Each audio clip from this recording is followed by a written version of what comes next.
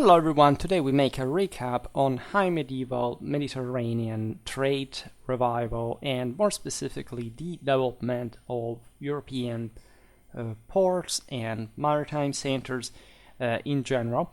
There are lots of videos I've already done, that's why I say it's a recap, like it's an introduction to just frame the broader picture for those who have never focused on it in the first place. This is also a recurrent a topic on Schwerpunkt. It doesn't have a playlist, but sort of in the medieval trade one, perhaps you can find lots about that. It's a huge historiographical topic because in spite of the fact that it is a bit incontrovertible, like in the, say, nobody ever thought to say that during the 10th, the 11th century, the economy did not accelerate to a striking degree that may as well be in relative terms the greatest in world history, especially when we focus on Western Europe. But the ways, say, it was explained, of course, is given the immensity of the importance, at least, of the topic, have generated a lot of debate. Just think about Piren's thesis, for example, that I discussed at some point regarding the causes of this, like how did it happen. Some of you recently asked me, I'm just going now by memory yesterday, I think, how did this system come back growing, right? How was there such a massive, I may answer a question and answer video dedicated to that, but I want to make the long story short. The structuralistic, Marxistic influenced historiography fundamentally focused, and paradoxically so, on some sort of, external, say, environmental, climatic factor of some sort, and or like the function of specifically economic figures that would have allowed, in this materialistic sense, to put things back into motion, right? And not explaining the, in itself, like the cause, like who began to do this and for which reason. That Piren's thesis also, that is not like the most exemplificative of this in general, like started from this assumption that is essentially the merchant made everything work back again, and the entire economical system owes to this guy the economical revolution, a revival of the year 1000. There were severe limits to Piren's view, like this structuralism constituted by also a sense that the Mediterranean was closed at some point by the Islamic invasions, all this stuff. It's something at least that was recovered, especially in the economical side, by the Marxists that were eager, in fact, to push this mostly, like, it's all about economics, at least that's the declination that they more or less made of Piren's ideas, to basically shift the attention from the vehemental, the moral, the spiritual history, and what was happening in Europe at the time, in that sense, that today we do not see, right?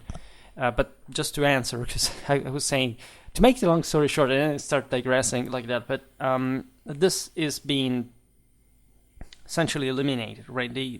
Also the climatological explanation that has been somewhat popular, especially in the last generations, at this point has been heavily criticized. Like, even if that had been the case, this had facilitated at least for example, the agricultural output, greater survival, etc. This does not explain how and why this system would expand the way it did, right? And there is a general understanding that humanity expands by itself. Like, you don't have to give it a particular reason to be making sense of the universe around. And so if there has been a severe contraction, like the early medieval demographic fall and,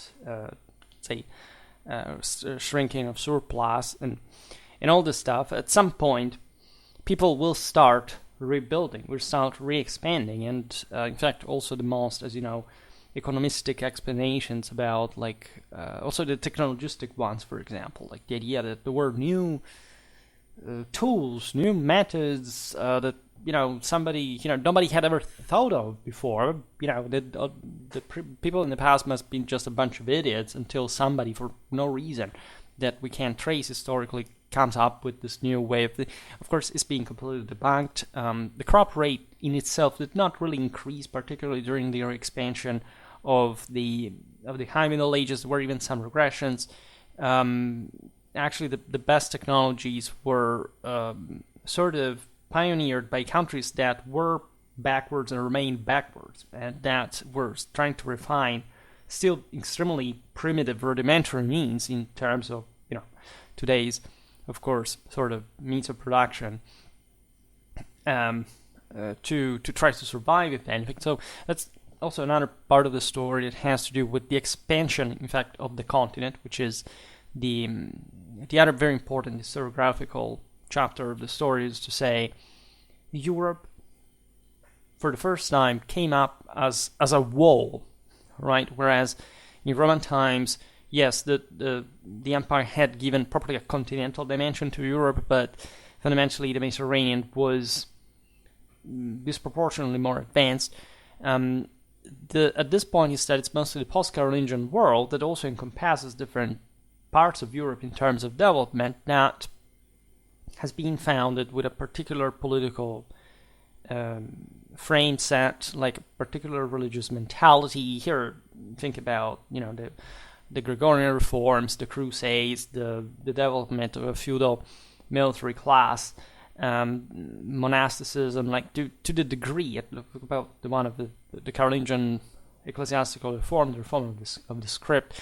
So these are not questions you can answer that simply, but in reality, like, there was not like a spring, like a specific say technical factor that we can ascribe to this re-expansion. It's more like the moral dimension of it whole, the cultivation of the imperial Catholic tradition, the awareness of human potential, and the realization that, in fact, by continuous work you could restore a great part of the order that is supposed, like, that mankind is supposed to in fact, to maintain, to represent, and to control in name of God, etc. So this is actually the most important side of the story. There are, say, technical factors, of course, that helped, but they are declined in different places in different ways. They do not come, of course, even remotely close to be anything sensibly,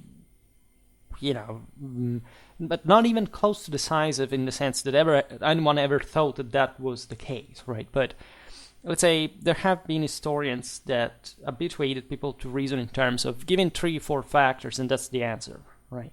That's not actually, very very helpful, also because, again, it never answers who made those things happen, even when they're strictly technological or material aspects, right? Somebody must have created them, right? And so those explanations do not explain why people came up with those ideas. That, of course, in the strictly technical sense, it's always a matter of a pregressed context that allowed that expansion. For example, there was this idea of the year 1000, right? So then, on the wake of the sort of the millenaristic, didactic scanning that sort of Southernized, I don't think this verb exists in English, but sort of came up a bit with that idea. Well, what happens from the year 1000? Europe woke up, by the way, as if the so-called Dark Ages had actually been ever truly dark, or say Latin Germanic Europe had ever been particularly depressed, which by any say civilizational indicator actually doesn't really show. Like, at least if we consider properly the west of Europe, yes, there is a difference between the north and the south is still prominently more advanced, and it remains. And so, in fact, the protagonists, of course, that we're going to reappreciate today are, of course, always the Italian maritime republics.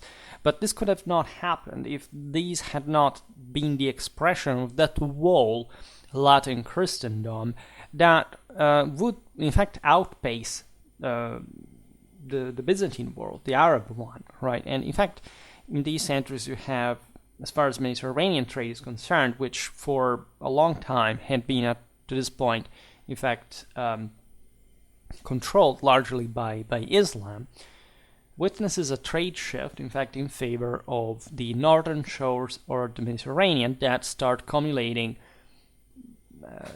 precious metals like crazy, and are able to invest so much to invert even trends that had been out there since antiquity, such as, for example, the fact that historically it was Africa that was feeding. We're talking about Tunisia and Egypt, Europe, whereas at this point, it's not much the entire Europe that starts exporting grains. Like, for example, Constantinople still is dependent on, well, yes, this was another historical European center of grain export, Ukraine, as it is to this day.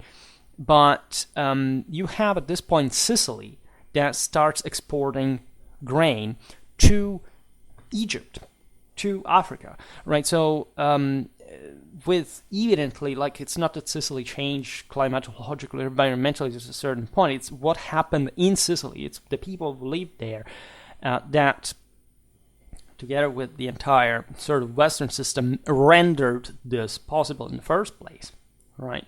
You have to explain that through the Normans, and how you explain the Normans without the Carolingian Empire, and how you explain the Carolingian Empire without, Romanity, without the Celtic world, without the Germans. So that's all something that, again, it doesn't even make much sense to discuss in this video, but just to make you understand, like, the order of thoughts that is really healthy to have while considering these topics. And some of this data is often not presented. Like, I have read my share of manuals of sort of ways how this is presented.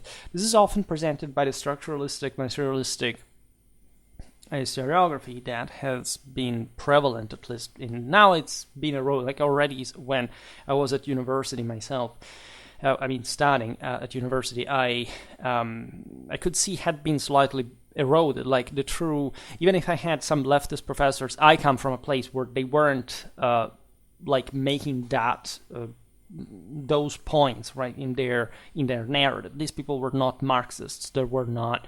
I mean, we could have called them liberals, but rather than leftists. But it's also a myth that studying these things is, even from the same leftist texts. I made wide criticism of some of these this scholarship of specific pieces, debunked entirely on Schwerpunkt, the one about paganism, Christianity. That was quite eloquent, telling the truth. But they never tell you that. They always tell you this in a cold, in fact, if not deterministic, but still, this is raw data, right? It's a Soviet way of making history. Numbers, ciphers, and no explanation, no, God forbid, also, even if they don't believe in God, of course, any, trying to reawake in individual, people, the realization that they're worth something in potential, right? It's this, and this is what happened, and we don't care about why it happened, nor I'm going to put you this in perspective it's insane. Like, here you have a civilizational, not even a reboot, but properly a realignment with a prepotent coming back of Western superiority that had never really faded, but had, if anything, just shrunk extensionally, right, with the expansion of Islam. That in turn was heavily based also on a broader, sense of Western civilization, at least in Mediterranean. Now, aside from this, this is not really talking basis. If you look at the Caliphate of Cordoba, it's Spain, guys. It's not like a piece of Arabia, shifted thousands of kilometers across the map, for some strange reason. The same is valid for I don't know, we mentioned Sicily, that actually has been overrated in, say, the splendor of the Islamic age. This is not to say it's not important. I mean, there is also this sort of, that I'm brutally and violently beyond far right wing. But in a way, conservatives says, no, what the Islamic Golden Age was all stolen from other people. They had nothing. They did not. That's also not really a thing, right? It shouldn't be magnified in the opposite extreme as well, indeed. But you must be able to evaluate certain dynamics. The problem, as always, it's also acquainting people to the type of source. It is true, actually. The more I studied history, the more I realized that what I would always say, that the West has been depicted in a depressed way, while it actually wasn't in the sense we intend. It came a bit from Marxism, like as an anti-self-sabotaging, like Western mentality. A bit also from modernism, like the idea, ever since the 19th century, we're so more advanced because we have industry and and power and and technology and whatever. So the Middle Ages are lame, or even more than lame. And especially if you look at, say, at the British ones during the so-called Dark Ages, that objectively, yes, we're not some of the best places around. This must apply to, say, the entirety of Europe, for example. That's not the thing, right? Most people still to this day do not have really a realistic, like talking to adult people, like a realistic idea of what the Middle Ages were in the sense not of an abstract Middle Ages, the ones you have learned from YouTube videos, except my own, of course, and my modesty and my but just by the temper, the mood, the attitude of virtually every single documentary that I've ever seen on the Middle Ages, especially in the Anglosphere, but not only, because eventually the Anglosphere came to influence very much even, let's say, our own continental European wanted the entire, say, lots of other, for not talking about outside, or the rest of the world, like an Indian studies like medieval Europe essentially through a British filter, and that's sort of strange as a combination, yes, but also it's something you may want to widen on an actual basis. And these are like this high medieval period is actually one of the best antidotes to that kind of brutalism, of primitivism that people wanted the Middle Ages to have actually been. The presence of civic republics, like of florid wealth, of like the highest concentration of wealth per capita in the entire world. This was not like, in China, in some in some Islamic place, or in India, whatever, on the Silk Road. This was in places like Florence, in places like Pisa. When you look at the Champagne fairs, I made a very, very, very old video on them, but we'll come back on it. You realize that the masses of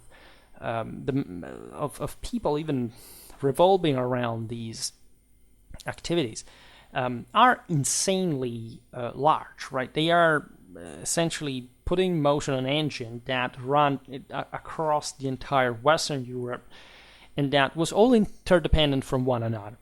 Now, I have two videos that can help you, and I will list them also in the top fix comment down below for your ease.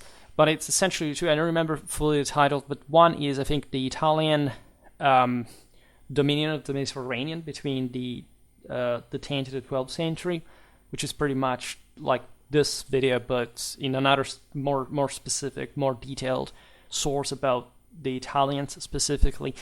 And the other one has also to do with Italy. It is about the Italian financial hegemony between the 11th and the 14th century. I made a recent one about the late medieval banking, also centered, of course, on Italy. And this trio is sort of like a string you can embrace, like the entire high and late Middle Ages, and seeing how things had been working, and looking at this enormous engine that had its most important years, in fact, in these tens of eventually city-states that we have also discussed often on Schwerpunkt. I have a pretty large playlist about the Italian communes, and we will keep updating that soon. All right. So I could say lots of other things, but let's get in medias res. So agriculture. These centers, also to make the long story short, could have not happened if, as I was saying before, probably the hinterland of Europe had not been increasing dramatically its agricultural output. And in turn, would have not been possible if the post-Carolingian elites had not been, in fact, molded historically by that vassalitic beneficiary degree, if a strong hierarchy had not been established in Europe, sometimes at a provincial level, but still, like with the idea that there is a private and a public power that overlap, and that are part of a single empire, right? I will not digress on the importance of this, also because there is all the question of, but say, what we think of the empire, just kind of like, Germany and Italy, and it excludes like France or England or Spain.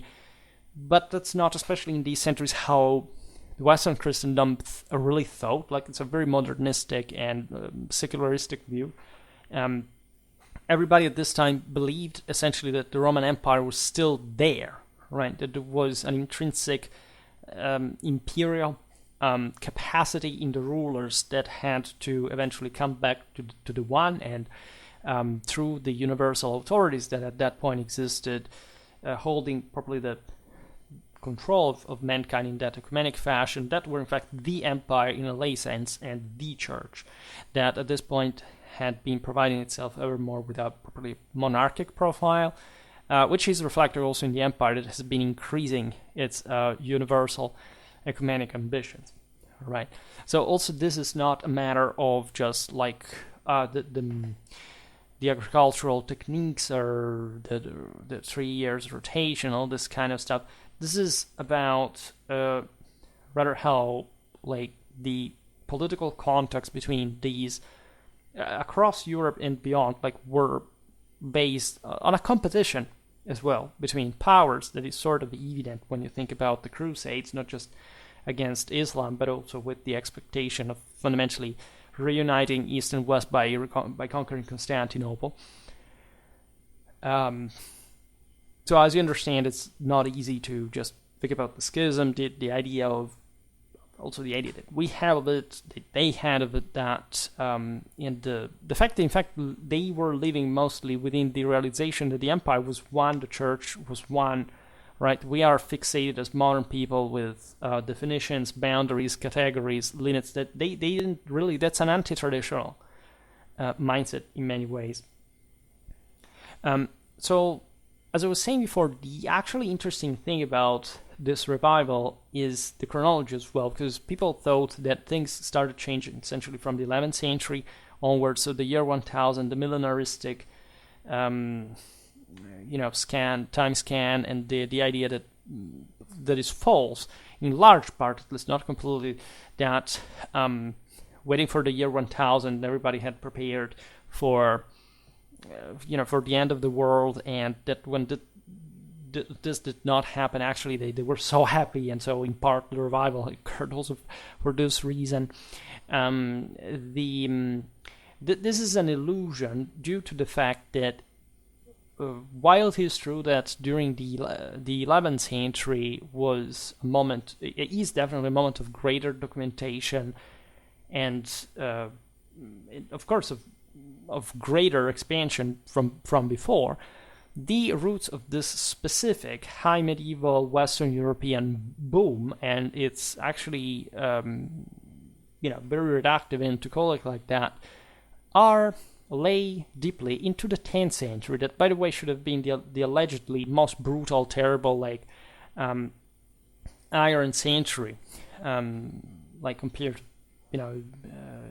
to say even this likely previous ones and these later ones, in which the Normans, the Saracens, the Magyars ravaged Europe and tore it apart, and this would have been almost to fall, and all this kind of stuff, which is actually signifying potently how strong and incredibly resourceful Europe was, and how the growth had started happening, not like beginning to be manifested in the 11th, if not in a documentary view, but literally began materials to happen in the same time, in the same century, during those very years that do not show actually much of a continental fragility, rather the fact that the system was restructuring itself from the bottom up, and for this reason, even the external and less developed peoples, let's be honest about that,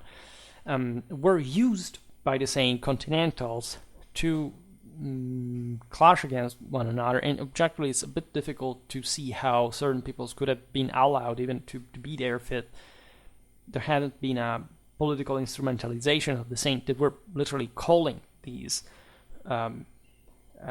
ravagers to be thrown against one another. This is very typical, like even if you think about the Viking era with during the late Carolingian era. Think about the Magyars with the Eastern Frankish stem duchies, the Saracens hired by the Longobards in southern Italy as mercenaries, and more. There is no doubt that indeed there was a background that also had not made all this restarting out of scratch, out of a sort of of a wasteland that was so poor and and inhabited and obscure and whatever, right? If you look at the Italian navies of the 11th century, and you appreciate the shocking level of military engineering, of logistical capacities, things that, I don't know, mostly this is still considered as Viking era, right? Do you want to appreciate how traumatically more advanced, for example, like, the Italian cities were at this point, compared to, navally speaking, compared to anything that was around?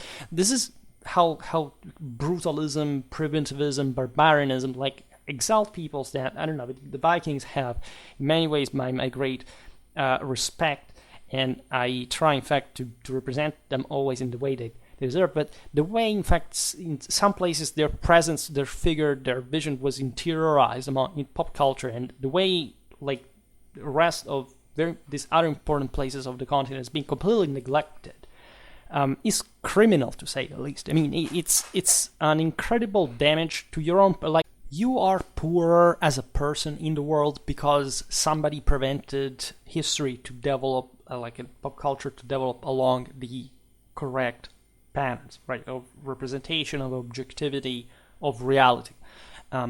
Be aware of this. Like, I can tell in my own field of research that you would think how, 13th or 14th century warfare was like, and that by this point in our civilization we sort of acknowledged that, and everybody more or less knew what it is. And yes, of course, this is true by a degree, but with, like, say, missing an entire 40% of it completely. And while knowing that the sources exist to reconstruct that, right, and not the the secondary aspects of it, even an enormous larger this in the very core of the essence of warfare. And this is also why, I can afford this judgment, as I have the highest title in the field myself, but do not think that someone who comes on YouTube and cites specific sources and studies to say it every time it's better if I don't say what they do, is not per se an objective, moral and scientific method to ascertain any relevance of it. And not just because of that, but because people fundamentally think that just if you said, this is again, I'm tired to speak only against a certain section of our culture, but it's an idea that was cultivated in very specific academies that eventually had an impact in the world. And this idea that scholarship is more important than sources, is more important than, even intelligence, as a matter of fact. And that's also one of the reasons why history is paralyzed currently. Like, we have people just writing like crazy, but producing rubbish and not having a comprehensive view of practically anything, of any branch, of any field, of even their own. Like, if you're specialized in a century or in a place, you do not know what happened, 50 years before, 50 years later, or what happened in the same time, a place that you're studying 10 kilometers away from it. Like, so we have arrived to this point of serious lack of commitment and faith in things we do. And I try to render people aware of how things really are, and I make it through such examples, right? How do you explain again this magical revival? I know even historians. It happened to me in the past, thinking that at some point in the 11th century was the moment in which Europe woke up again. From what exactly? How was it born historically, or historiographically? The idea that, before the Crusades, this utter insanity that what you see that Europeans had, for example, the same identical technology that the East had, but since, in fact, they were similar to one another, there's always the self-sabotaging Western technologistic peoples copied somebody from others. It's always like the Europeans copied the stuff from the East, and never the other way around, by the way. As if this East was also radically more advanced than the West, or even more advanced than the West. And these are actually, nobody has ever demonstrated any of this, and there's not even a historiography that ever sanctioned that or provided with an evidence of this. Like, they just have the impression. You see, it's all in the methods, in the phraseologies, in the narratives. It's not in the evidence, right? You can say, for example, as I was saying in the beginning, that there is a massive evidence that there is a boom between the 10th and the 12th century, right? But how this happened, why or whatever, nobody answered, right? This is what I was just saying. Like, of course, you require something more than just the historian visiting an archive, and that is also an overrated way of making history, considering the overwhelming amount of documentary evidence that we have already, and even the same historiographical one to criticize on the basis of the same sources. That is enough, right? You can even never enter an archive as a historian and still know much better than people who do, which is just a shortcut, like to pretend you're doing something original, because people don't know where to search anyway, because they're too lazy, right? Just to spend some years working hard and then living, better in their lives, making much less instead of visiting archives their entire life for minutiae, fundamentally. I remember where I was going with this, but indeed, we live in an age of superstition of some sort. Just look at how masses react to, from both sides, like to politics, to things like Trump or Biden, or to the war in Ukraine. Like, people overall, the shockingly overwhelming majority of people have no idea what's going on, right? And especially those who talk about that, right? They must pretend they're doing something useful because they have a place somewhere. They can be read by 3 people, and so they think that this makes them more relevant, while they're automatically demonstrating not to be able to actualize themselves, which is also a pretty sad display. And that's why I'm deeply convinced that, of course, these masses are sinking, which is not really a positive thing in general for the potential they have, but socially speaking, they will become ever less relevant. And I can't help to say, well, yes, it's not the ideal, but damn, I'm so glad that they are paying for it. I have absolutely zero problems with that, as far as personal responsibility is concerned.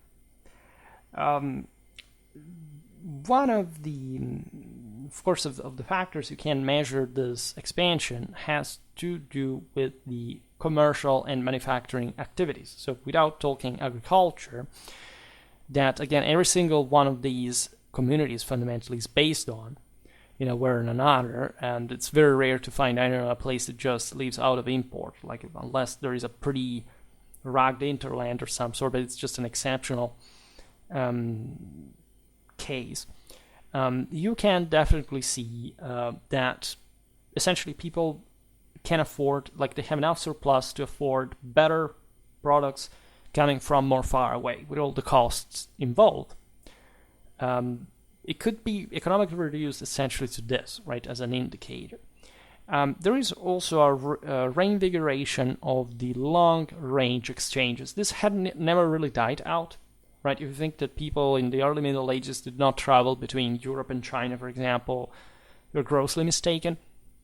We know that from banally, the colors that were used for illuminating manuscripts, right? It's a certain stones that came only from, Afghanistan, and that, are to be found everywhere. Of course, they were costly, they were precious. This is the point. This trade flow reinvigorates, rewidens, right?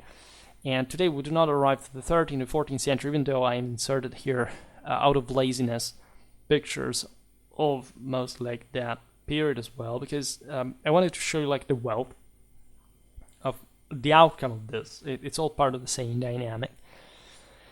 And as such, we witness, of course, that these exchanges come with lots of other things, politically speaking. Say, during the Crusades,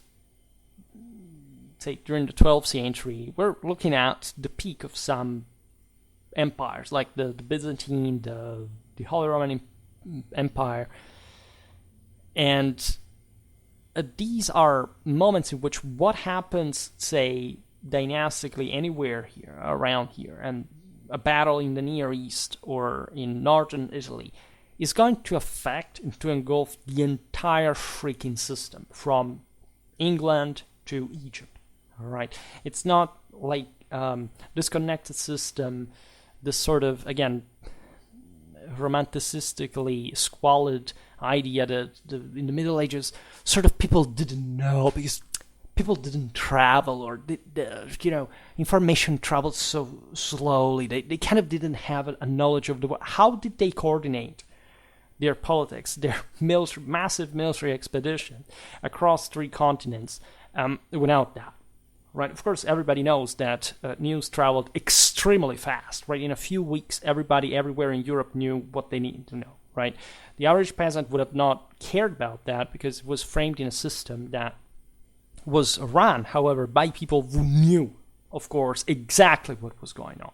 Right, and this is not to say that, of course, there weren't some technical problems compared to today, obviously, but this has absolutely nothing to do with the myth that this system was rigidly, violently, prepotently interdependent, and that these traffics were exactly the crystal proof of this dynamic.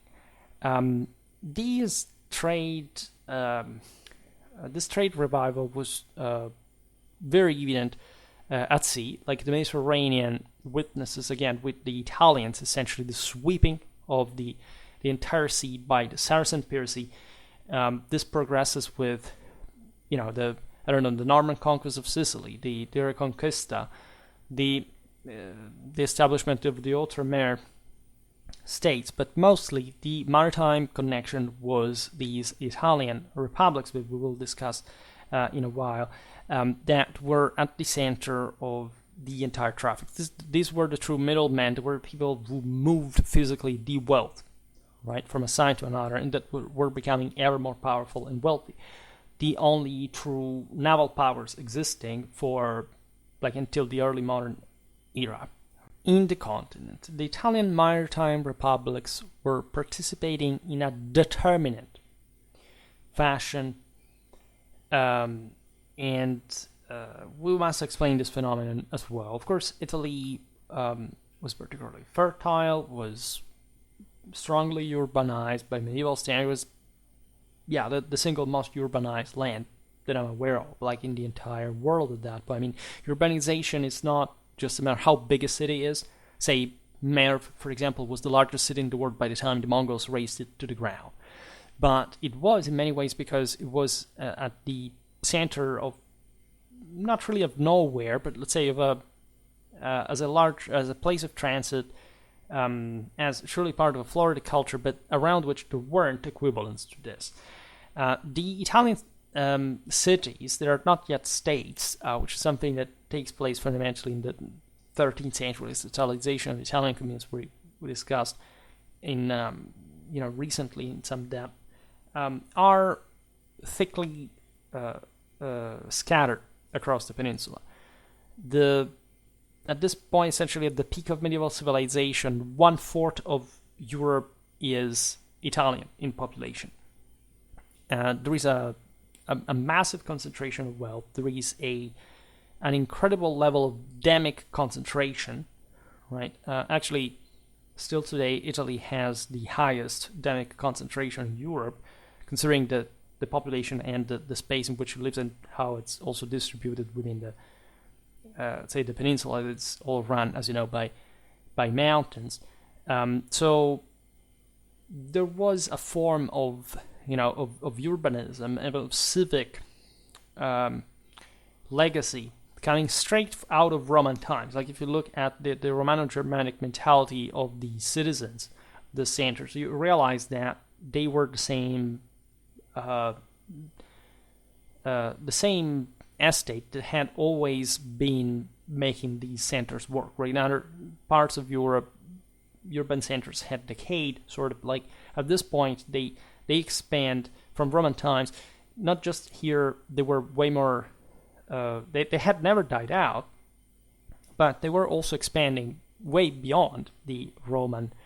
For example, the Roman ring, right? Building 2 or even 3 external walls to the pre-existing one with all the infrastructure serving them. And again, in the center of the Mediterranean, close to, like here we will see especially the Italian Maritime Republic were cooperating to effectively blockade Sicily to get the monopoly for grain exports, right? So also the population of these cities was maintained by these.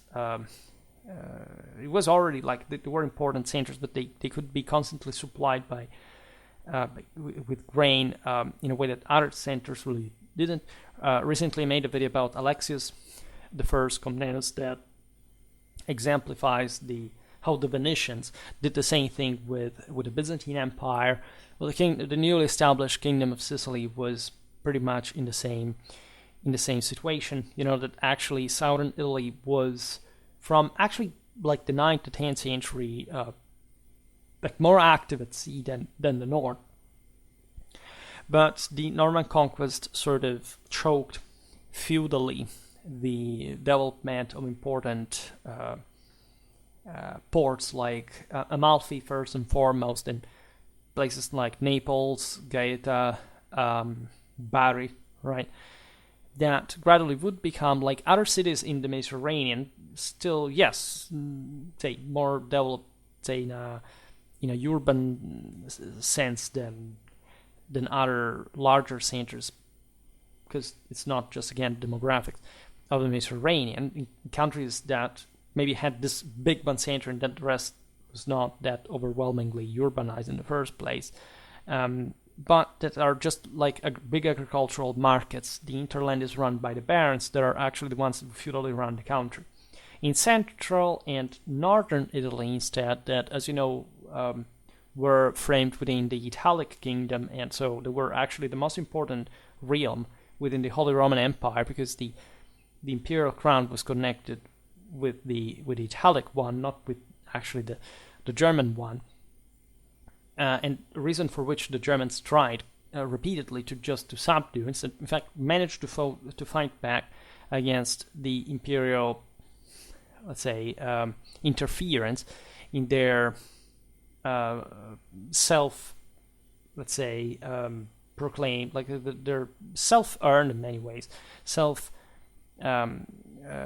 established prerogatives, and enjoyed this condition of dramatic autonomy, which was also very necessary in the Ghibelline politics. For example, Pisa made a video about that, was at this point the most powerful of the Tyrrhenian maritime republics, functioned as an imperial port, right?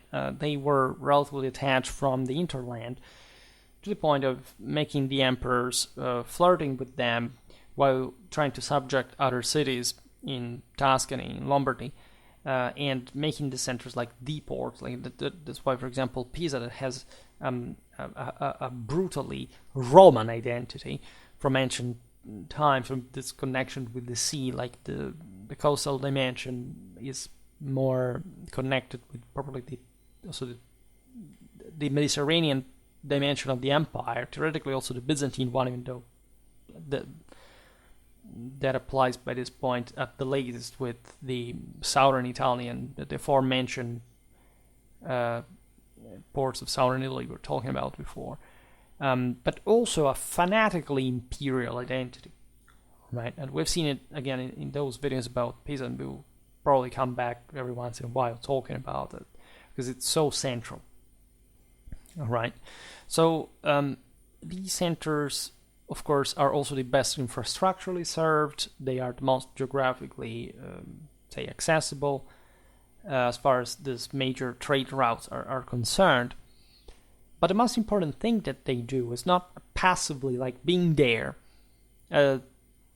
People equivocate these centers often as sort of mercantile republic. To them, they would have seen themselves mostly as, first of all, communes and founded on a military principle.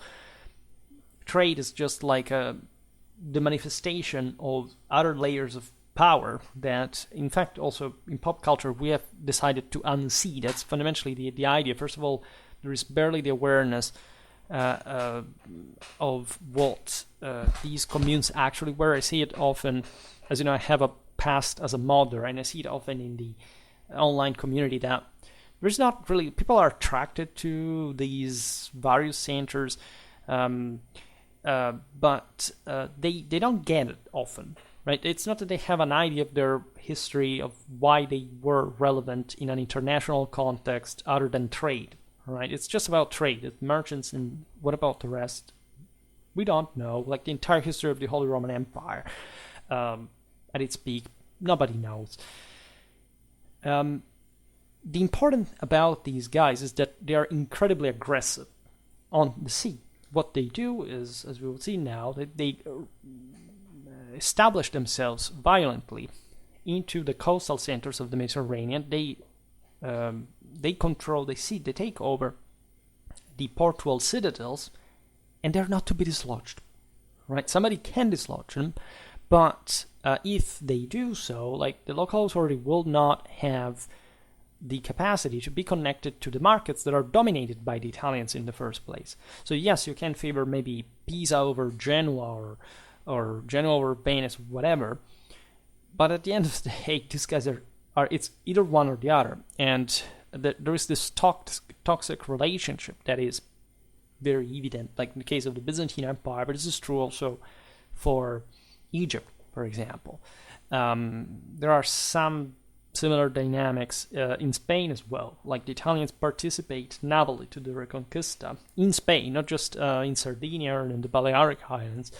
Also because, again, they are factually the only ones who have something like a virtually permanent fleet around. Like other powers can't build fleets, like the Egyptians do that, Morocco does it, the Byzantines do it, but at a certain point they have to disband it because it costs too much, and so it's put together ad hoc. The Italians have a permanent naval force because these ships are armed by the oligarchs, right? The patricians run the city, and that always have these ships at sea, right? And so in times of trouble, the commune, that is, these guys coming together, decide to, in fact, to put in common some ships to make a fleet. And so, as you know, the Italians will be selling their services abroad during, say, I don't know, think about the 100 Years' War, the development of the also the early age of exploration. Most of the Iberian navies were actually Italian in everything, in admirals, in ships, in crews, in sailors. So everything is that pervasive, really. And it begins extremely early in this sense. They're incredibly, vicious in the way they're not to be dislodged. There is a vision that I always liked, that is to say, think about the entire Crusades in the Near East.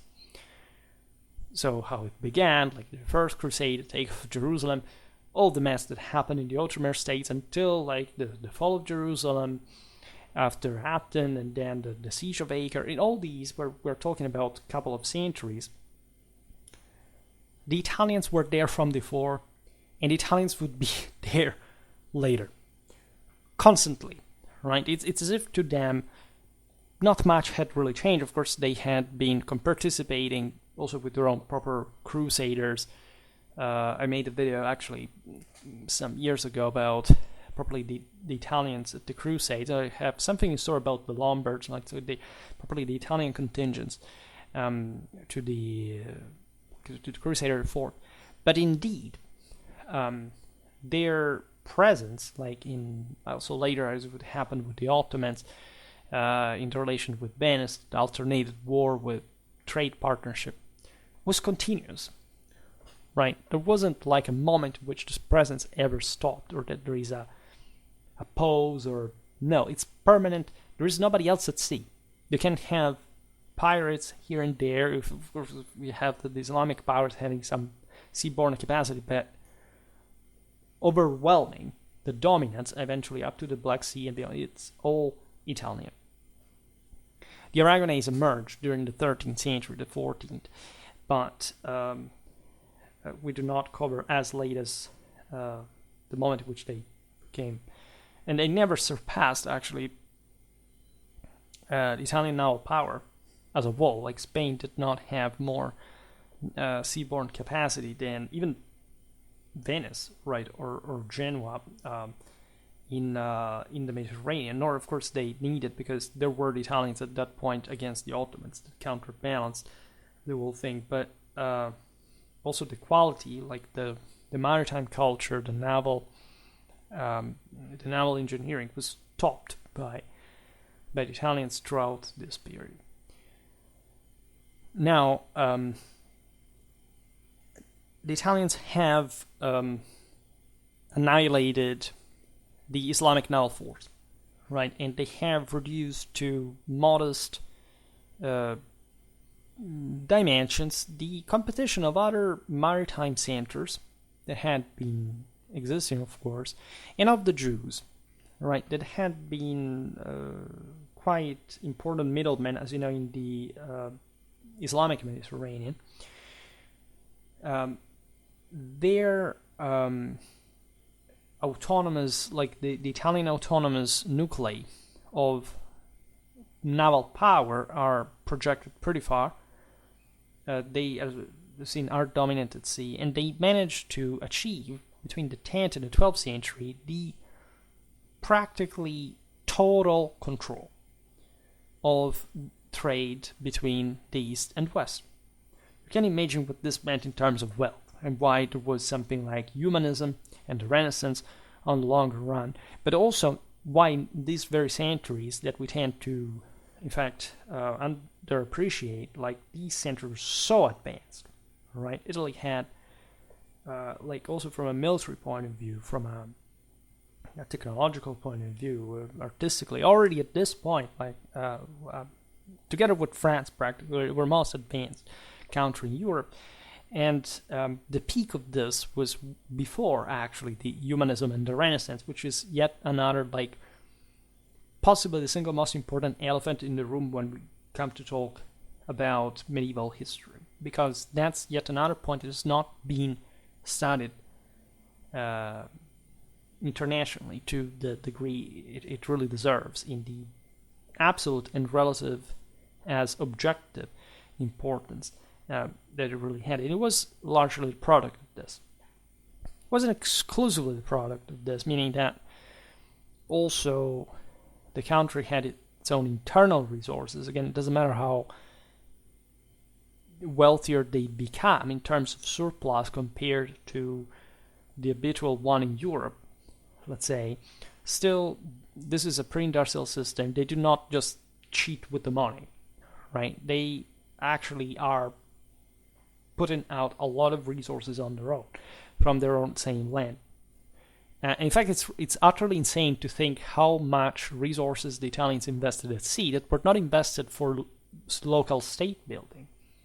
That's something that really, in perspective, makes you think, because as you know, eventually Italy in the Renaissance was taken over largely, if not entirely, occupied, but still fell under the sphere of influence of other powers, right? Spain mostly at some point, and yet this was all one with this sort of very utilitarian mentality, for which, I don't know, I'm Venice, good luck at conquering me. Given that I'm on a lagoon, I have the strongest navy around, so who can attack me in the first place? Well, Genoa would almost succeed, but just once, and that's for centuries, like centuries and centuries, a pretty good stat in the first place. So what's the point of caring for major state building in other circumstances when you can be isolated? In fact, the Italians do not care about territorial expansion. If not, they would internally, when their own states matured, right, knocking out one another.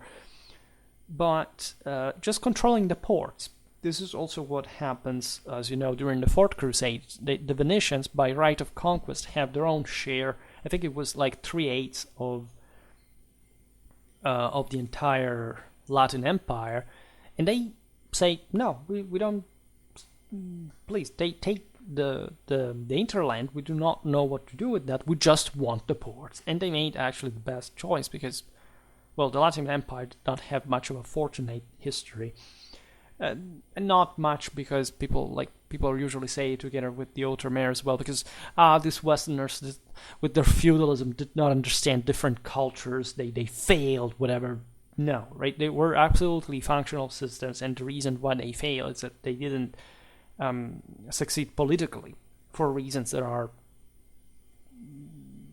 eminently political and military. And yes, maybe these were not the most functionally convinced say societies or communities to make major works from, but to presume that, say, the Kingdom of Jerusalem was indeed it did have a huge potential, was wasted, but that it was doomed to fall or to fail. Like, this is nonsense, right? You just know that the military history of the Crusades in the first place and how everything unfolded just out of apparently random consequences. Things could have gone really otherwise, right? So no, it's just like a deterministic and structuralistic view of history. It doesn't have any real foundation for that matter. So we have Venice, that is actually the strongest of the Italian maritime republics. It's also the one that controls the Adriatic as a whole. So you have Genoa and Liguria and Pisa and Tuscany that are actually also quite close as the crow flies, and they enter immediately in contrast, and there's a huge clash ongoing until essentially the Meloria in 1284, in which the Genoese emerge. Having been the underdogs, the Pisans were stronger. There had been some Byzantine city that had manifested some sort of commercial ambition, but Constantinople was really choking the development of autonomous portual centers. Basically, she swallowed the entire system. Only Thessalonica is just a true city in the first place, and at some point it's sacked by the Normans. It's just the Italians take over like the control in the Byzantine Empire with the Chrysobulla of the aforementioned Alexius. It's not just about the Venetians, right? Also the Pisans and the Genoese acquire. alternatively their own share of rights. And basically the entire Orthodox world cannot afford to compete against this. Even if you look at, I don't know, the fall of Constantinople, there was some Byzantine bank every once in a while, but they were essentially copied after the Italians, and they had a much lower competitive potential, right? These models of accounting and banking will be practically based on the medieval Italian ones until the 16th century. You have, as we were noticing, an overwhelming amount of wealth, of luxury products, spices, metals.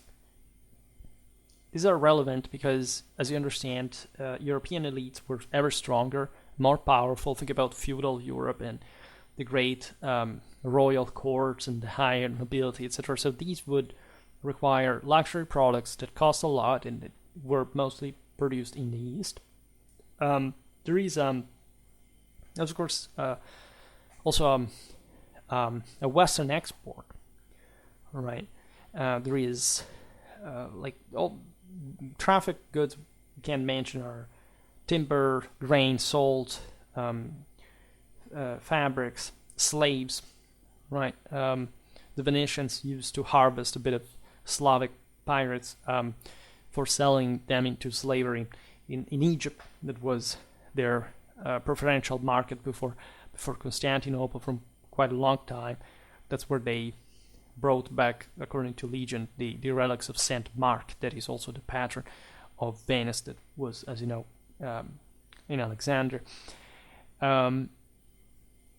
Needless to say, all this operates through a very shrewd political activity that involves a massive net of relations with the many powers operating on the Mediterranean coastlands.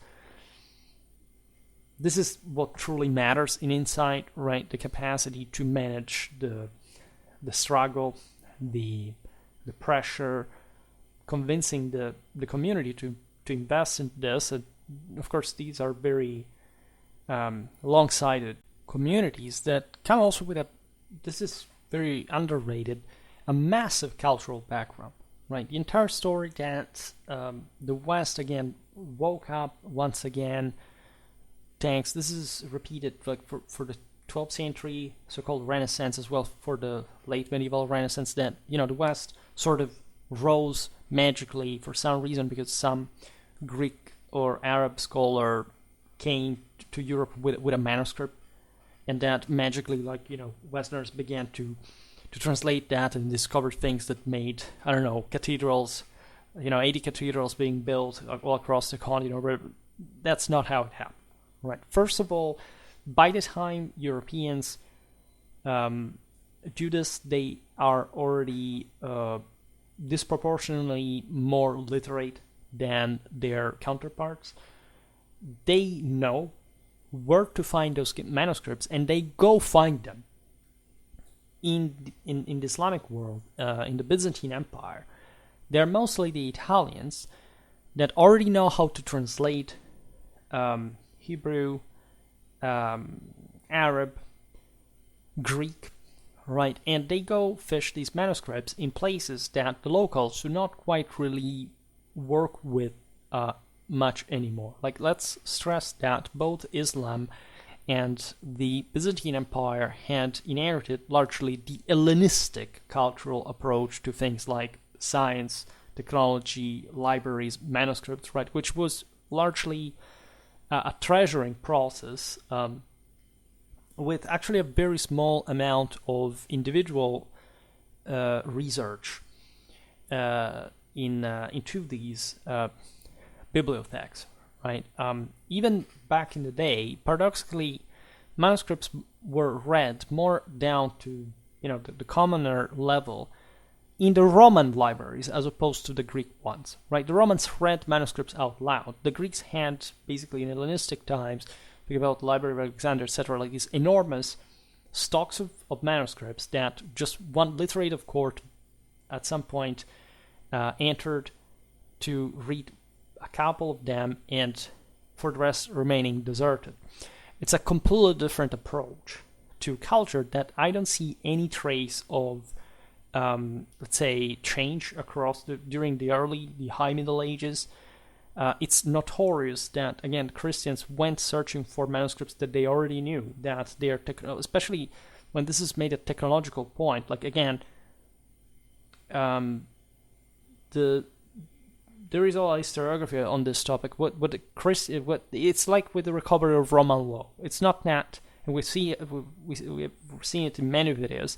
It's not that the Justinian codes were needed to make the local law in the West work, right? The local law in the West was already at least more complex, and these authors were searching for a theory that could allow to frame their own category, their own, in this case, juridical cases within some sort of pre-orderly established category, right? The same goes for technology, science. Europeans were not searching for Arab manuscripts, Greek manuscripts in Toledo when it was still in the hands of the Arabs, and later, because of its important library, because they needed to make machines work. We know that archaeologically they had them. They already used them. What they needed down at that point was rather a sort of manual to teach essentially the people who came to the novices of the craft in a way that would be more orderly, and so that could essentially order better from a theoretical point of view what was already practically carried out, right? And this happens many times throughout history. It's not just specific to this circumstance. It's really a dynamic that is part of the history of technology. Of course, if you do not have the theoretical evidence, like a manuscript, you're going to find an archaeological evidence that, as we know, is much less telling of how things would actually be worked. So we prefer the manuscripts and focus on the manuscript. But we don't realize that these manuscripts are used only when the craft is already built solidly and only needs this refining at the top, right? This is incredibly important as probably even in the history of material culture to understand what was going on. There is no such thing like, again, the aforementioned 80 cathedrals being built all across Europe in the span of this few centuries, with that univocal tendency towards heaven and a reinvigoration of confidence in mankind and the expansion that the Frankish world made into lands like, as we've seen, Britain, Sicily, the Levant, the Baltic, Spain. This is not a thing anywhere in the world at that point. There are very advanced countries like China, for example. There is a debate on how by the 13th century, China was comparable with Europe, also in a technological sense, and as a broader system. There were different ones. Europe, in my estimate, was surely not less advanced. I think they were really very comparable systems, but it had something that allowed eventually itself to go on in a way that surpassed China still in the following centuries. And I can't find any other system that can be compared with Europe in this sense. I've seen recently some stats about India in terms of demographics and agricultural output. Those things alone do not say anything. If you pick a large chunk of a place and you see there were these many people, there was this many agriculture, but you do not have a society that is well documented historically, that doesn't manifest a great degree of statalization, that is not able in this sense to orderly approach herself, right, to the point even of having the further expansive capacities. That's not a more advanced civilization. Like, numbers alone as an absolute indicator are not the thing, right? So it's all very strange how seemingly nobody has the courage of saying this out loud. Partly accomplice even many conservatives who think that, I don't know, still from everything changed from the Enlightenment. We should be ashamed of the Middle Ages. Before the Enlightenment, nothing existed, and it's just, I don't know, some countries in the world, and within the West at least, and that's it.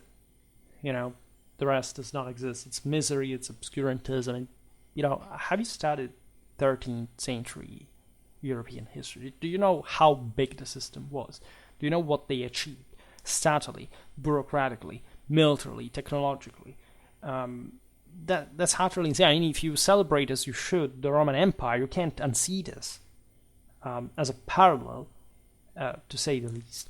And yet we haven't injected this in our Western culture. We're constantly whining over ourselves, and for no reason, because essentially people don't know this history. They've never known it, right? We have known it collectively much better than any other culture in the world, but for some reason we have inverted the trend, like the direction, right? Before we were rising, instead now we are sort of just thinking that we aren't, even though the system expands and everything is seemingly working for the best in a material sense, but morally we have to sabotage ourselves to the point of actual material damage. And that's pretty bizarre, to say the least. This consider other factors such as the Crusades expansion, probably the potential that was offered by the Crusades. I mean, the Levant was, of course, like the western end of the most important Silk Road routes. So controlling the Levantine coastline that the Crusaders conquered, thanks to, as we've seen, the Italian fleet that kept supplying, in fact, the system from there, and accessing the local markets in the process, was a way for building like some further control. Like, it's interesting how also the Crusades are seen in that defeatistic sense, even in the, I don't remember whether it was Brodel or some of these other important structuralists who said, the only gain that Europe had from the Crusades were apricots. You see, this is the Marxist that has to belittle the spiritual capacity of the West to re-expand in the East. This is the same parallel that occurred in Macedonian, in Roman times, right? Nobody bared it. This is exactly the same dynamic. You can argue that Alexander, yes, conquered the entire East immediately, in the blink of an eye, that the Romans did it more gradually, but nobody comes up with statements like, it was a loss after all for Alexander, or that whose empire disgregated, at least still in major chunks, shortly after his death, immediately after his death. And I don't know, for the Romans that ultimately lost these places, or that were always tormented by the Parthians in the end. Nobody would even try to, which of course is not the case, like these were clamorous successes of the most imminent and self-evident superiority of Western civilization. And nobody, which is a very a very traditional way of seeing the empire, nobody would ever say, oh, well, we should have stayed at home. We should have not been boots on the ground like those Romans, those Macedons conquering the East. What a terrible thing. It was a waste of time and whatever. After all, it's not even that the Roman Empire, yes, they controlled those territories for 600 years fundamentally, not the 200 of the Crusade, but considering that the Roman Empire was a vast hegemonic, single unity, and that, Europeans were like other peoples around, not politically unified. The question is, why should we be so pessimistic or defeatistic or, I don't know, anti-aesthetical or poor ragamuffin sounding about the Crusades that were just the historical continuation of the most obvious natural European tendency to expand, to rule over the rest of the world. Why should that be a negative thing? And of course, for people writing in the 60s, in the 70s, that were complaining about the Vietnam War, that were, that were essentially trying to self-destroy the system to give us to the snares of the communists. Well, the question is, how can't we see the damage that this is being caused? These names today are remembered in historiography, these great names of medievalistics, and we should be reading them, because a true intellectual knows this thing. Did you realize that these people have damaged the cognitive capacity to project ourselves, without this strange sense of guilt that I personally do not experience? I actually am crystal in the absolute positivity of Western conquest of the world, for that matter, but that is so pervasive that it has brought even so-called patriots, say Western supporters or whatever, to pretend that, yes, but maybe there was something wrong. We should have not done it. It was a problem with us. Yes, colonialism was bad. It's as if any other people in the world wasn't doing anything like that, or literally, just one hadn't been doing anything like that. This thing is not normal. It sounds like a mental illness. It's not like what, in the face of objective reality, a person would emotionally and morally place themselves in. And this is extremely disturbing because it largely affects our view of the Middle Ages, still not as a glorious moment in our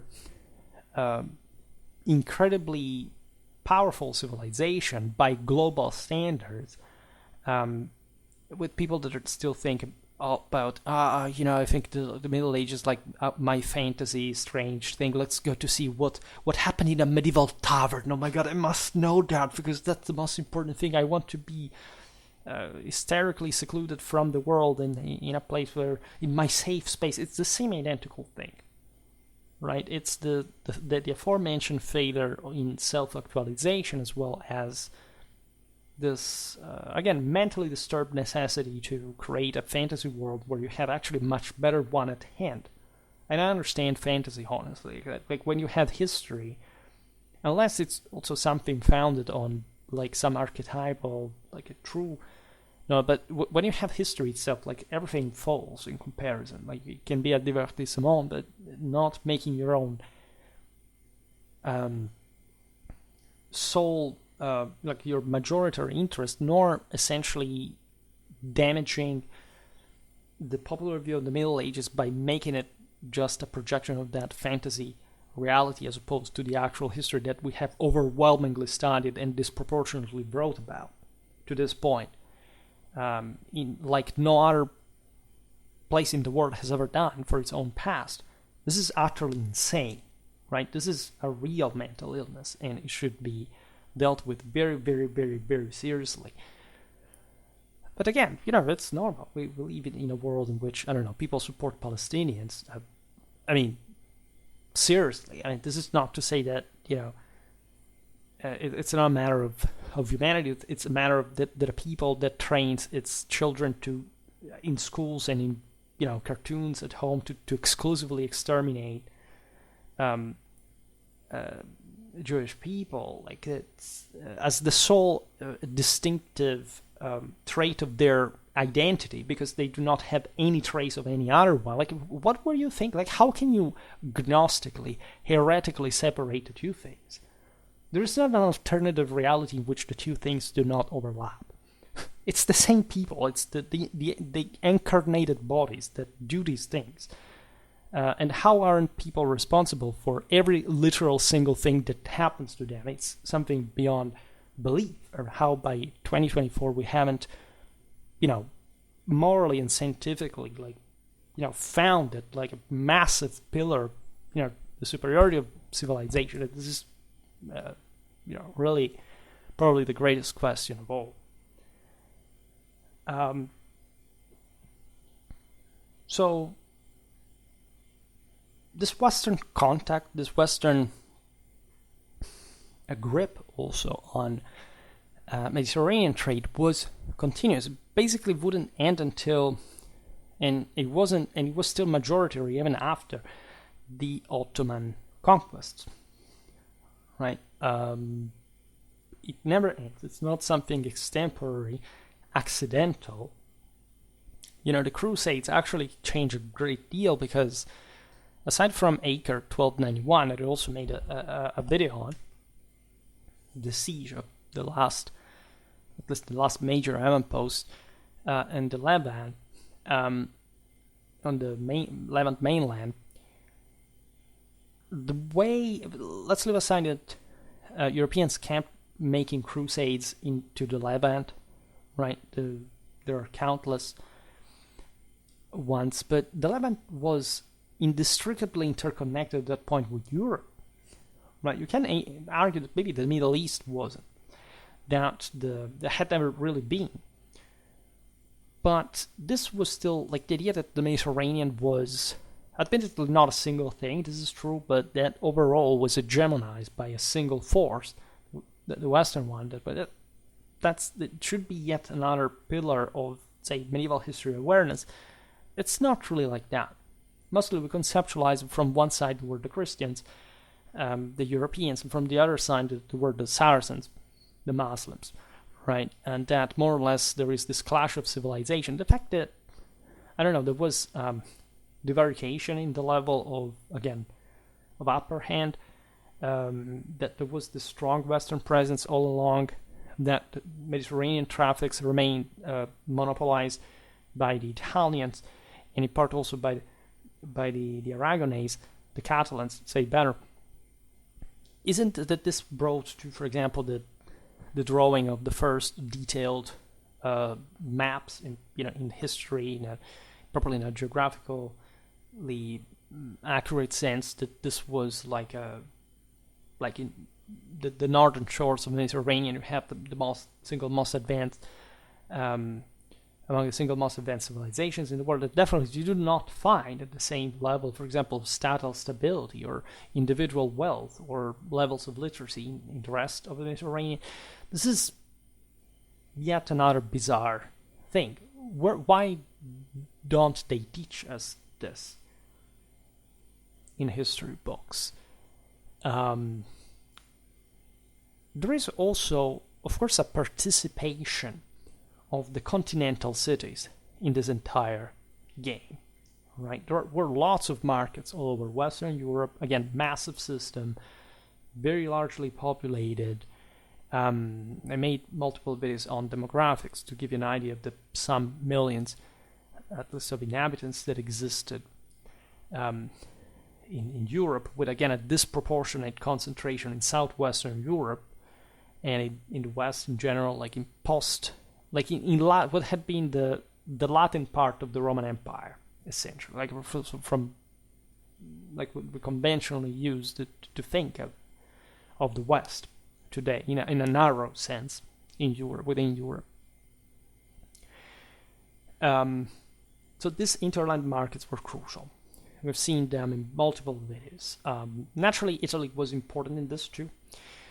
In central and northern Italy, you have these 30 cities that become city-states eventually, and you see here lots of pictures connected with them, that were all part of this major economical system, right? The maritime republics were the vehicles, but they weren't anything different from these other city-states that existed in the interland, right? They were also extremely powerful. For example, the single richest city in the globe, literally, was Florence, that did not have a port, right? Did not have an access to the sea. It had a system of alliances with Siena that had for example, an access to the sea, but also not major ports. The rival Pisa had, but still, like this, to tell you how fluid, how permeable the system was. Still, Florence was the single richest city in the entire globe and controlled a large swath of the entire Western financial resources. as a consequence, by the way. So the economy of major kingdoms like France, like England, depended on this, notoriously. Italy was connected, of course, through Central Europe, through the Alps, with the rest of the system. The other very important trade hub that starts being really an important thing since at this very period as well is in some cases its communes being even older than the Italian ones, even though not as developed, as a matter of fact, because they would never evolve into states, really, but they would remain rather towns. You know, we're talking about, we discussed them many times, we're talking about the lowlands, right? The Netherlands, the Flanders, however you want to call the region, especially the southern ones, those that are essentially today's Belgium, from like how it would remain like the Habsburgic Netherlands, right? Aside from the United Provinces, we're talking about the three big ones: Ghent, Brugge, and Ypres, right? These are so Ghent, Bruges, and Ypres. If you want to trigger, the Flemish with the French pronunciation, with French name, and it's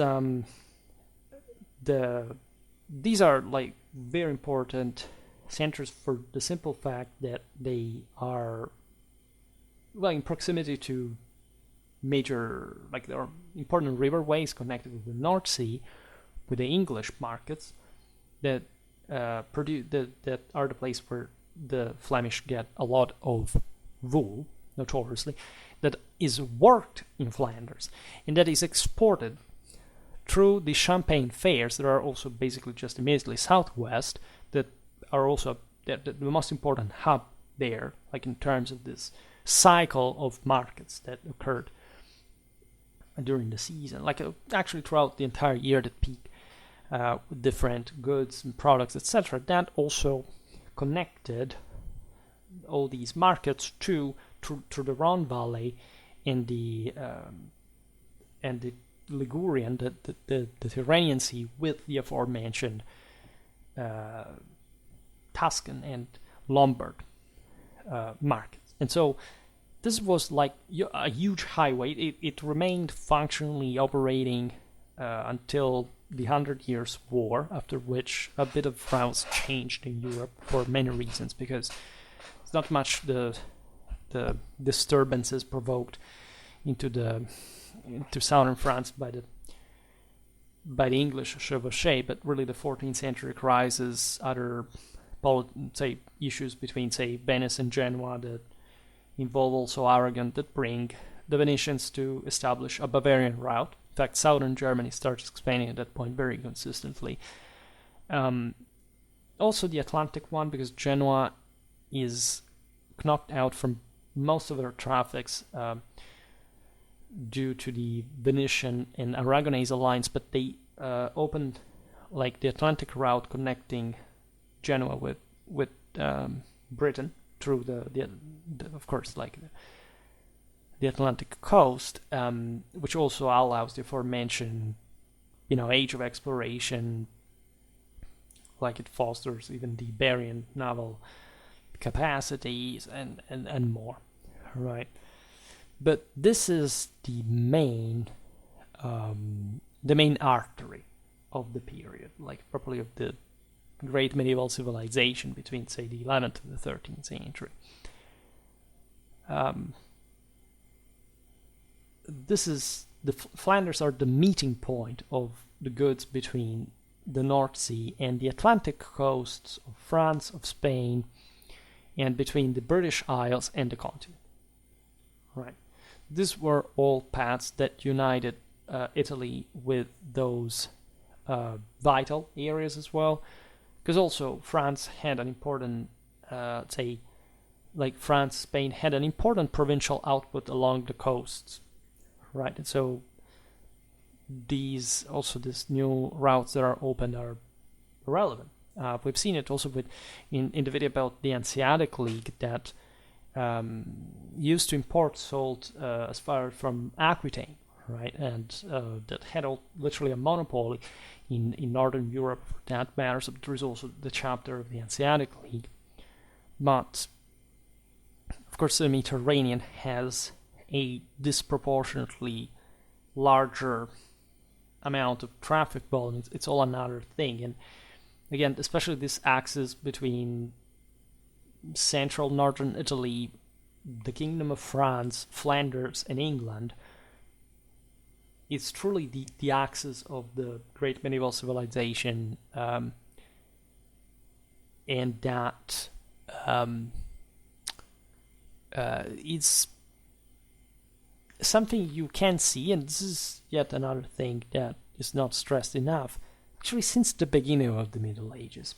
I mean, when I understand the connections that existed between the Roman papacy, cities like Milan, for example, and the Merovingian kingdom, this is way before Charlemagne and the Roman crowning, whatever. These relations between the Franks and the papacy in an imperial Catholic sense were always there since the very beginning. Together with the evangelization of Britain, the Irish, the Celtic missionaries. This is all an axis in Western Europe that is incredibly interconnected since the very first Middle Ages, since the very early Middle Ages. It's important because Spain tendentially tend to try to go in another direction, and with the councils of Toledo, it's sort of mostly continental dimension. Then you have the Arab invasion, and that's it. The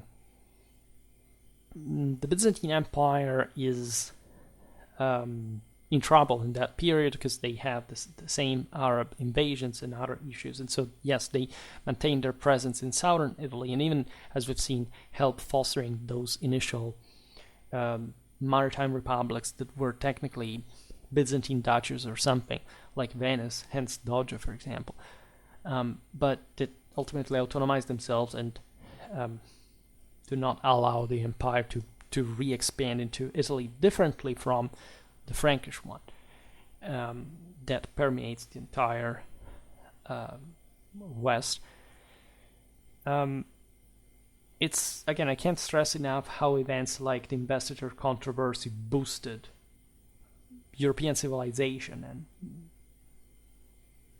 this is basically the theme of this video. Not even this is taught on history books. In history books, you have, oh my God, the social implications of the Gregorian, say, of the, you know, the renovation of the church and why, and so nobody explains to you really what was the religious problem, like why a church existed, for example, and why it had separated from lay power historically, why Constantinople had remained slightly different, but just slightly, and why were these controversies important in the first place, right? It's not just because, I don't know, Henry IV comes kneeling in front of the Pope in winter, Canossa, and those kind of things.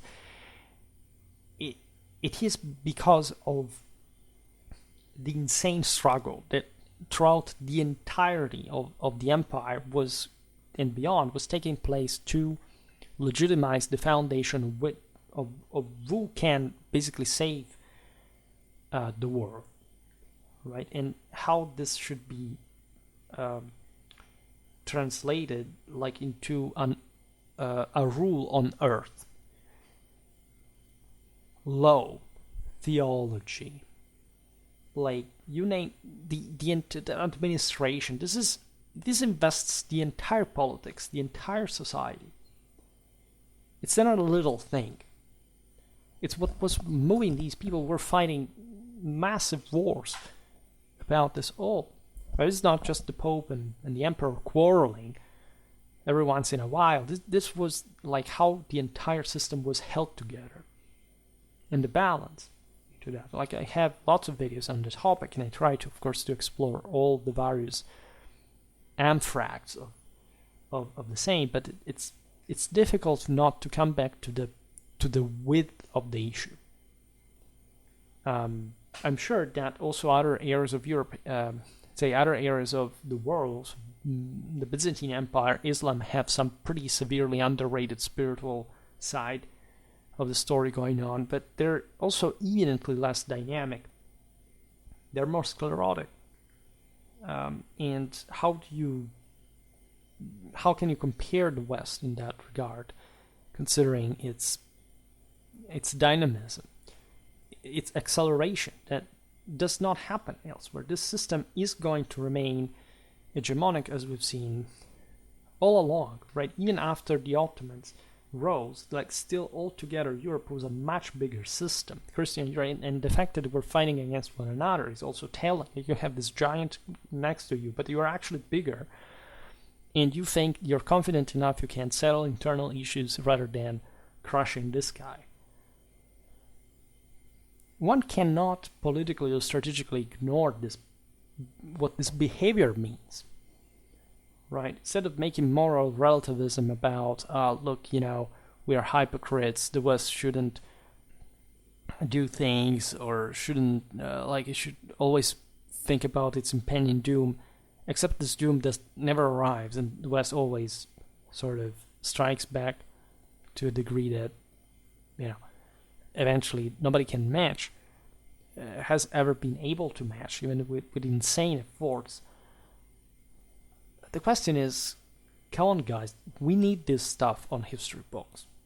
We cannot go on with the old stuff, right? It's the moment of, okay, this is a neutral, acritical, comprehensive history to teach students. This is over. We can't go on with this. It's inadequate at all levels of education. There would be much more to say, of course, but recently, it happens to make such videos that are more about the philosophy of history than the single, precise topic or whatever, right? It's really important to feel like the gaps with the actual solid evidence for what we're discussing. And as I was saying in the beginning of the video, I made lots of videos that you can look at to appreciate as far as what I'm discussing. But the introduction, like the broader takes, the overview on this stuff is necessary as unavoidable, right? You can't study history without arriving to this point. The reason why all these things are not usually told, believe me, again, I made my homework. I know how it works from the within. It's because there hasn't been from the individuals a necessity of a concerted effort to make things go on. As long as you can't be sustained lazily, you can keep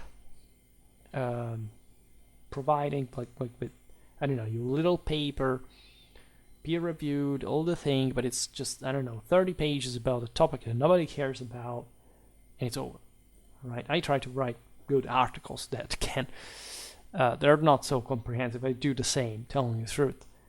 But I do that with the ambition of having a much wider view and not just a sum of individual facts, right? And so that everything I write is improved by it and allows from, like, for example, I'm writing, now I can't spoiler you the thing also because you're gonna find out who I am, but I'm writing for I can't tell you even for which institution, because otherwise, for the military of some country, let's put it this way, and I exposed myself a bit too much, about a medieval battle that you say, well, okay, it's reconstructing tactically an engagement, yes, but I end up talking about the value of divine providence as, according to the political theory of those very years being written by some authors that I will not name because, I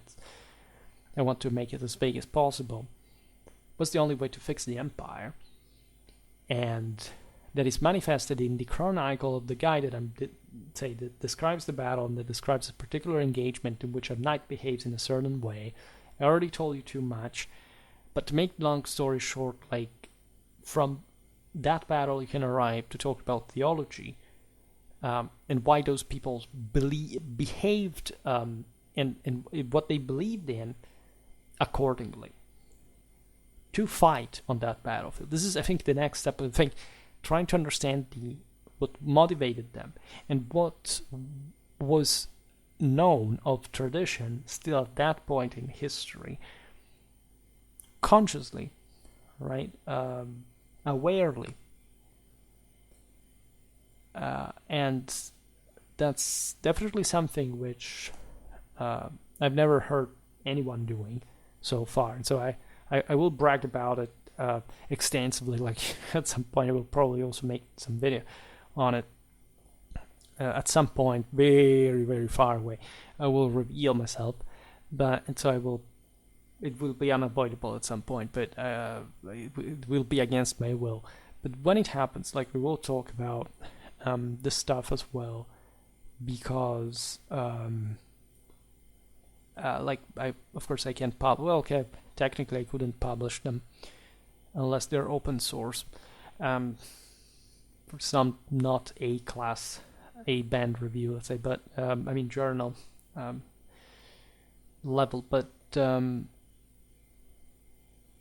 you know, just saying that I'm working on things, and that Schwerpunkt is part of this thing. It's not just like someone speaking from nowhere on here, and I appreciate enormously all your support, all your patience, right? And I hope also, considering the new subscribers, that my content doesn't sound too off-putting in the measure in which it seems ideological. I mean, it is ideological, but in the neutral sense of the term. Like, if you don't notice things, you may say, but is this guy right? Is it making it up? I understand that, right? But that should remain just a doubt if you're not going to, like, if you don't have the means to evaluate that, right? That shouldn't be a suspicion.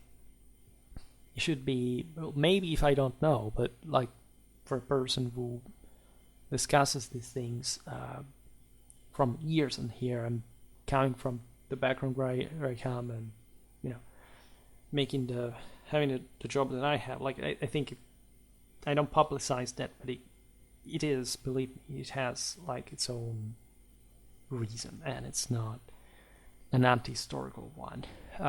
You can be sure of it. In any case, for today, I stop it here, but we'll keep talking about different aspects of the war. For today, however, really, it's it. I just hope that you enjoyed this video. If you did, please share it. Otherwise, leave a like or subscribe to my channel. If you're interested in my upcoming content, as always, I thank you heartily for listening to me. I wish you a nice time, and see you next time. Bye.